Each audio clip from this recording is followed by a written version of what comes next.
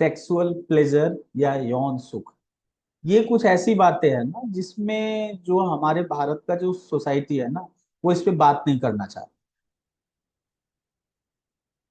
शर्म है, नेचुरल है जो नेचुरल है। लेकिन क्या है ना कि आज मैं इस टैबू सब्जेक्ट पे बात करने वाला हूँ। यौन सुख क्या होता है, इसको करने पर मतलब ये क्यों मिलता, हमें यौन सुख मिलता क्यों है, इसका बायोलॉजिकल बेसिस क्या है, सबसे ज्यादा यौन सुख कब मिलता है, जिसको चर्मोत्कर्ष कहा जाता है, वो कब मिलता है। फीमेल में, एक फीमेल है उसमें यौन सुख कैसे उसे मिलता है, एक पुरुष है उसको कैसे यौन सुख मिलता है। इस नेचर ने हमें क्यों ये चीज दी है, क्यों यौन सुख दिया है, आज का जो वीडियो है इसमें हम लोग ये डिस्कस करने वाले हैं। ठीक है। देखिए, जो सेक्सुअल प्लेजर होता है ना, इसके बारे में एक बहुत इंटरेस्टिंग बात भगवत गीता में कही गई है।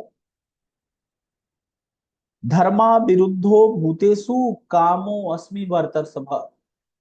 हे भरत, मतलब भगवान कृष्ण कह रहे हैं अर्जुन को कि हे भरत श्रेष्ठ, ये धर्म के विरुद्ध जो काम होता है ना, जो सेक्स होता है ना, वो मैं हूं। अहम अस्मि, वो मैं हूं।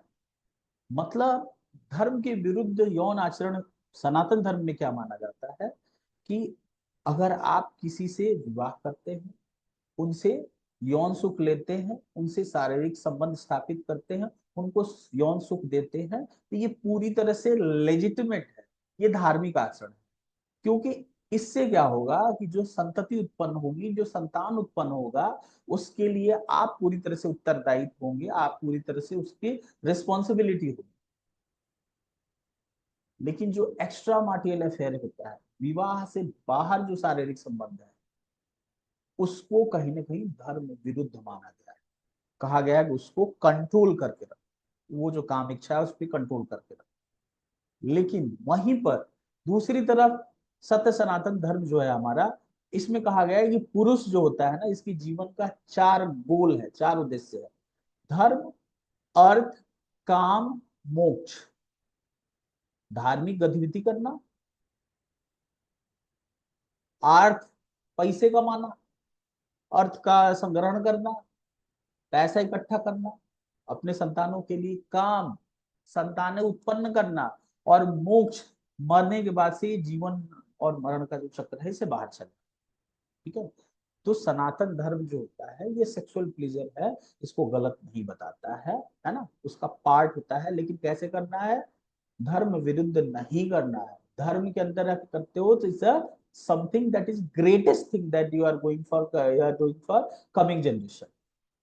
अब देखो, ये सेक्सुअल प्लीजर पॉइंट पे आता है, सेक्सुअल प्लीजर क्या होता है। देखो, सेक्सुअल प्लीजर जो होता है ना, ये फिजिकल एंजॉयमेंट, एक फिजिकल या साइकोलॉजिकल एंजॉयमेंट होती है, ये फीलिंग होती है। और ये कब मिलता है मेल और फीमेल को, मेल और फीमेल जब सेक्सुअल एक्टिविटी में इन्वॉल्व, सेक्सुअल एक्टिविटी में इन्वॉल्व होना मतलब क्या हुआ, आप मेल या फीमेल एक दूसरे को टच कर रहे हैं, उनके अंदर इंटरकोर्स करने की, उनके अंदर साथ में उनके अंदर रहने की एक बहुत ही स्ट्रॉन्ग भावना आ रही है। ठीक है। मेल क्या कर रहा है, अपने पेनिस को फीमेल के वेजाइना में इंसर्ट कर दे रहा है। ठीक है, इन आउट कर रहा है, सीमेन एजैकुलेट। तो ये पूरा जो सेक्सुअल एक्टिविटी होता है, सेक्स में जो स्टिमुलेशन होता है, जो उत्तेजना होती है, और जो ऑर्गेजम होता है, जो चरमोत्कर्ष होता है, चरमोत्कर्ष मतलब सबसे ज्यादा प्लेजर जो मिलता है, वही जो होता है, वहीं से हमें सेक्स का सुख मिलता है, यौन सुख का आनंद मिलता है। अब क्या है कि इसका बायोलॉजिकल बेसिस क्या होता है, ये समझते हैं। ये कब मिला हमें, ये हमें मिला मिला कब, जब मेल जो है ये इन आउट कर रहा है अपने पेनिस को फीमेल के वेजाइना में, तो फीमेल को भी सुख प्राप्त हो रहा है और मेल को भी सुख प्राप्त। ठीक है, एक तो ये, और जो भी अंदर उत्तेजना है उससे यौन सुख प्राप्त हो रहा है। और जिस समय ऑर्गेज्म हो रहा होता है, ऑर्गेज्म मतलब जिस समय सेक्सुअल एक्टिविटी के टाइम में जिस समय सबसे ज्यादा प्लेजर होता है, ऑर्गेज्म, उस समय मैक्सिमम चरम सुख जो है प्राप्ति होती है उससे। ठीक है? अब इसका बायोलॉजिकल बेसिस क्या होता है समझिए। देखो, बायोलॉजिकल बेसिस की बात करते हो ना, तो मेल और फीमेल दोनों जब सेक्सुअल इंटरकोर्स में पार्टिसिपेट करते हैं तो भाई उस समय ना उनके ब्रेन में, भाई देखो ये जो है ना, ये जो सेक्स सुख जो है, सेक्सुअल प्लेजर जो है, ये पेनिस और वेजाइना से नहीं आता। ये जो हमारा ब्रेन होता है, ब्रेन से निकलता है।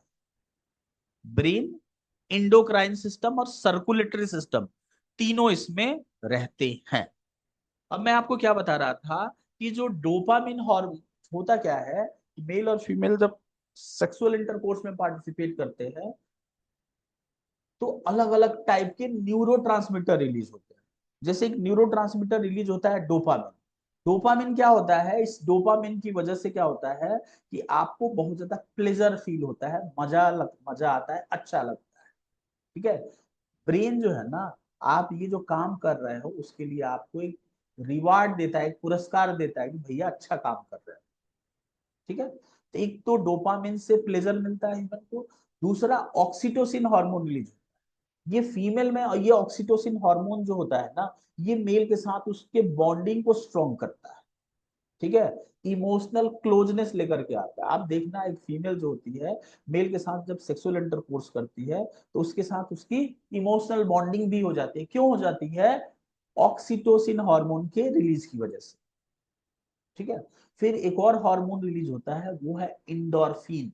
ये जो इंडोर्फिन हार्मोन होता है ना, ये ये जो वेल बींग, एक अच्छी फीलिंग देता है, रिलैक्स फील करवाता है, आदमी हल्का हल्का फील करता है, आदमी स्ट्रेस फ्री फ्री करता है। तो सेक्सुअल इंटरकोर्स के टाइम में डोपामिन, ऑक्सीटोसिन और इंडोर्फिन रिलीज करते हैं, जिससे हमें क्या होता है, मजा भी आता है। फिर फीमेल या मेल एक दूसरे से क्लोज बॉन्डिंग भी उनकी डेवलप होती है, और वो स्ट्रेस फ्री, रिलैक्स भी फ्री फील करते हैं। ठीक है। अब यह है कि ये जो सेक्सुअल प्लेजर है, ये मेल और फीमेल में कैसे होता है, इसको समझते हैं। देखो, सेक्सुअल प्लेजर पाने के लिए जो मेल के अंदर जो ऑर्गन होता है ना, वो होता है पेनिस। पेनिस से सेक्सुअल प्लेजर मिलता है मेल मेल। फीमेल जो होती है, फीमेल का जो एक्सटर्नल जेनाइटल होता है, मतलब उसका बाहरी जननांग होता है, उसमें एक छोटा सा उंगली की तरह स्ट्रक्चर होता है, उसको कहते हैं क्लिटोरिस। वो क्लिटोरिस हाईली सेंसिटिव। जैसे मेल का जो पेनिस का जो टॉप पार्ट हाईली सेंसिटिव होता है, उसी तरह से फीमेल का जो क्लिटोरिस होता है वो हाईली सेंसिटिव होता है। उसी से फीमेल को प्लेजर मिलता है। ठीक है। और ऑर्गेजम मतलब होता है चर्मोत्कर्ष। मेल जो होता है ना, मेल के अंदर वो जो मैक्सिमम प्लेजर होता है, मैक्सिमम जो सबसे ज्यादा जो मजा होता है, वो 3 से 15 सेकंड का होता है। और वो जिस समय मजा मिलता है, उसके साथ साथ मेल के बॉडी से सीमेन भी इजैकुलेट होगा ही होगा। मेल के शरीर से वीर्य निकलेगा, सीमेन निकलेगा। ठीक है। वहीं फीमेल जो होती है, फीमेल का जो ऑर्गेजम होता है, चर्मोत्कर्ष होता है, वो 10 से 30 सेकंड का होता है, मतलब मेल से ज्यादा समय का होता है। और इसमें कोई जरूरी नहीं है कि जो फीमेल का जो अंडा है, फीमेल का जो गैमेट है, वो निकले। ठीक है। एक टर्म होता है रिफ्रैक्टरी पीरियड। मेल ने चर्मोत्कर्ष ले लिया, मेल का सीमेन निकल गया, तो उसके बाद से वापस से क्या वो सेम चीज उसके साथ ही साथ कर सकता है? वापस से वो क्या सेक्सुअल प्लेजर ले सकता है? नहीं ले सकता है। मेल को थोड़ा सा उसके बाद टाइम चाहिए होता है, फिर से वापस से अपनी शक्ति रिगेन करने, मतलब आधा घंटा टाइम चाहिए। आधे घंटे में फिर से मेल के अंदर वो जो शक्ति होती है, वो वापस से सेक्स में इन्वॉल्व होने की शक्ति जो होती है, वो वापस से आ जाती है। उस टाइम पीरियड को कहते हैं रिफ्रैक्टरी पीरियड। फीमेल में रिफ्रैक्टरी पीरियड होता है क्या? फीमेल में रिफ्रैक्टरी पीरियड नहीं होता है। मेल जो है वो एक ही बार चर्मोत्कर्ष ले सकता है। ठीक है। लेकिन फीमेल जो है वो कई बार चर्मोत्कर्ष ले सकती है, कई बार मजा ले सकती है। अब क्वेश्चन ये है कि नेचर ने ये सारी चीजें हमें क्यों दिया? हमें क्यों नेचर ये मजा दे रहा है, ये दे रहा है, वो दे रहा है, क्यों दे रहा है? समझो आप।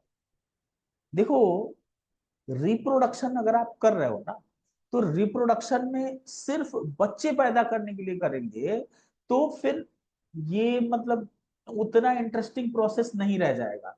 तो नेचर ने क्या किया है, दो चीजों को जोड़ दिया है कि भाई सेक्स का मजा चाहिए तुम्हें, ठीक है, तो ये बच्चे पैदा करने के साथ ही मिलेगा तुम्हें।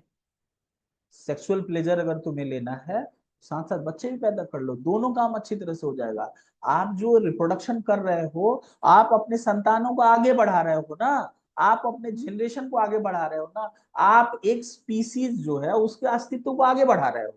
तो एक आप जाति के अस्तित्व को आगे बढ़ा रहे हो, मतलब क्या है, एक बहुत इंपॉर्टेंट काम कर रहे हो। तो उसके लिए आप रिवार्ड ले लो, आप ये मजा ले लो। इसलिए हमें क्या मिलता है, यौन सुख मिलता है, सेक्सुअल प्लेजर मिलता है। ये जो सेक्सुअल प्लेजर मिलता है ना, उससे मेल और फीमेल के अंदर की बॉन्डिंग बढ़ती है। बॉन्डिंग बढ़ती है मतलब दोस्ती बढ़ती है, दोस्ती बढ़ती है तो दोनों का जीवन अच्छी तरह से जाता है। ठीक है। फिर क्या है, जब ये जो बॉन्डिंग का जो बच्चा होता है ना, ये बॉन्डिंग का बच्चा जो होता है, उससे पेरेंट्स को लगाव आता है। ठीक है। उससे बेटर से बेटर पेरेंट जो है उस बच्चे को केयर करते हैं। इसलिए रिप्रोडक्शन का सक्सेस होने का रेट बहुत ज्यादा हाई। ठीक है। तो नेचर ने क्यों दिया कि सेक्सुअल प्लेजर तुम अगर लोगे तो बच्चा भी तुमको साथ में मिलेगा, दोनों चीजें साथ साथ होंगी, बच्चा होगा, उससे बॉन्डिंग भी बढ़ेगी, बॉन्डिंग बढ़ेगी तो बच्चे को आप केयर भी करोगे, और केयर करोगे तो आप का रिप्रोडक्टिव सक्सेस बढ़ेगा। ठीक है। तो भाई देखो, ये सेक्स, ये इंटरकोर्स एक ऐसी चीज है ना कि एक पार्टिकुलर एज के बारे में हमें इसे अच्छी तरह से जानना चाहिए। इसके बहुत सारे प्रो और कॉन्स है, वो हम किसी और वीडियो में देखेंगे। अब ये जो वीडियो है इसमें आपको आज्ञा दीजिए। जय श्री राम।